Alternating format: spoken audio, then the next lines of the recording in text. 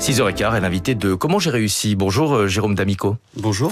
Merci d'être avec nous. Vous êtes le directeur adjoint de la prescription nationale tertiaire chez Mitsubishi Electric. C'est ça, tout à fait. C'est assez long comme titre. Vous venez de lancer un baromètre sur la consommation énergétique des bâtiments tertiaires, c'est-à-dire les hôtels, les immeubles de bureaux. Premier constat, le secteur de l'hôtellerie est beaucoup plus énergivore au mètre carré que les immeubles de bureaux. Les hôtels peuvent consommer jusqu'à 3 fois plus d'énergie. Pour quelle raison ? Tout à fait, exactement. C'est un des enseignements qui ressort de ce fameux baromètre. Alors ça s'explique parce que d'une part, on a une clientèle exigeante, on a des pics d'activité en fonction de la saisonnalité. On a des systèmes totalement indépendants en termes de chauffage et de clim. Mais en fait, ce qu'on s'aperçoit, c'est que en fait, la mise en place d'outils de pilotage, d'outils digitaux, en fait, est 3 fois moins important. Il y a 3 fois moins d'installations de ce type-là par rapport au bureau. Donc en fait, les hôteliers n'ont pas d'outils pour piloter leur consommation énergétique. Alors avant de voir comment on pilote, est-ce que ce chiffre il est vraiment surprenant ? On peut demander aux salariés de faire attention à leur consommation d'énergie, quoi qu'ils ont relativement peu la main sur le thermostat au bureau.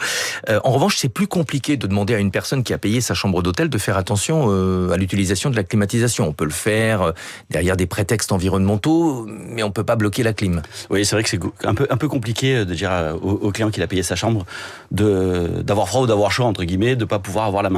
Mais en fait, on s'aperçoit qu'il y a vraiment de petits tips en fait à mettre en place et en lui expliquant qu'aujourd'hui, en fait, il n'a pas besoin de monter à 28 son chauffage ou de descendre à 16 degrés la clim. Ça chauffera pas plus vite ou ça refroidira pas plus vite. Exactement. En fait, c'est d'initier, de mettre des limites, en fait, un cadre. Et en fait, on s'aperçoit que tout le monde est content. Mais justement, vous parlez de leviers pour réduire la consommation d'énergie sans forcément mourir de froid en hiver ou de chaud en été. Quels sont ces leviers ? Alors, tout simplement, déjà, la mise en place d'un outil digital qui va permettre de démarrer son chauffage, démarrer sa clim, de mettre en place un calendrier, tout simplement. On arrive avec ces petits outils, en fait, on arrive jusqu'à 37% d'économie d'énergie. Rien qu'en mettant un calendrier... Ah oui, donc c'est pas un gadget. C'est pas du tout un gadget, effectivement. On arrive, en fait, par ce baromètre et par ces outils, à démontrer, en fait, où on consomme et comment et quels sont les leviers, justement, pour faire réduire sa consommation énergétique. Ça veut dire, que le baromètre que vous lancez permet justement d'explorer des solutions pour réduire l'empreinte carbone ? Ah, mais totalement, en fait. On ancre totalement dans cette transition énergétique. Les hôteliers sont demandeurs de ce type de solution. J'imagine qu'ils pilotent un petit peu à l'aveugle la gestion du chauffage et de la climatisation, s'ils n'ont pas d'outils digitaux. Ah, mais totalement, en fait. Ils pilotent, ils ont centralisé l'information dans l'office, dans l'accueil, mais par contre, ils n'ont pas d'outils. En fait, c'est une méconnaissance, en fait, de ce qu'ils peuvent faire avec une télécommande centralisée. La particularité du secteur tertiaire, c'est que le consommateur n'est pas, en règle générale, celui qui paye la facture, en tout cas pas directement, puisqu'on paye quand même indirectement lorsqu'on paye une chambre d'hôtel, alors que le levier économique pour la transition écologique, c'est souvent celui qui est le plus efficace. Ouais, exactement, tout à fait. Mais en fait, on s'aperçoit aussi qu'il y a des technologies qui vont arriver derrière. Un des enseignements, c'est les pompes à chaleur. Aujourd'hui, tout le monde parle de pompes à chaleur, mais en fait, on s'aperçoit que la mise en place de systèmes thermodynamiques de pompes à chaleur, on arrive d'ores et déjà à une valeur 2 fois inférieure fixée par le gouvernement en 2030. Donc c'est des réels enjeux aujourd'hui de transition énergétique et écologique. Les outils digitaux, les pompes à chaleur, ce sont les leviers aujourd'hui d'accélérateur pour réduire sa facture énergétique. Vous travaillez pour le groupe Mitsubishi, vous fabriquez des climatisations, des appareils de chauffage qui sont de plus en plus efficaces, efficients on dit.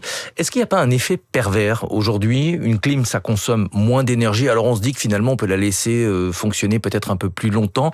Un petit peu ce qui s'est passé avec les ampoules LED. Avant on faisait attention à l'éclairage, aujourd'hui on se dit une LED c'est quelques watts et on a tendance à laisser la lumière allumée. En fait c'est surtout toujours pareil, éduquer en fait l'utilisateur, nos clients, à comment mieux consommer. Effectivement, on s'aperçoit dans notre mentalité, oui, aujourd'hui, il vaut mieux couper le chauffage, arrêter la clim. Non.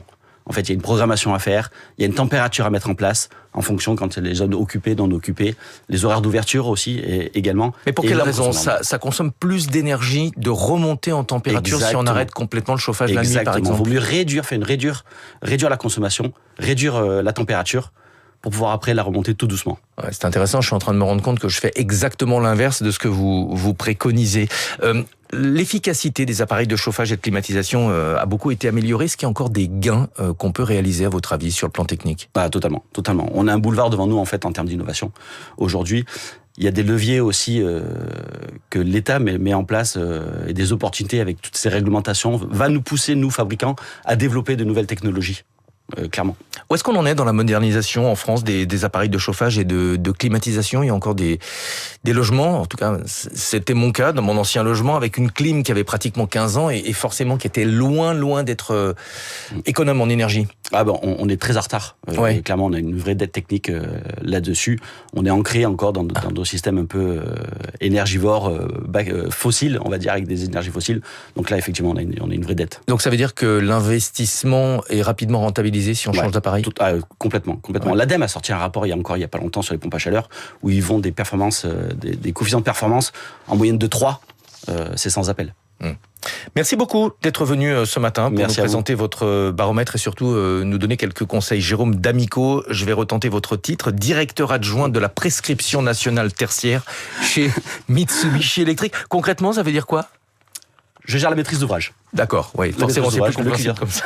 Merci beaucoup d'être venu ce matin sur Radio Classique. Il est 6h20.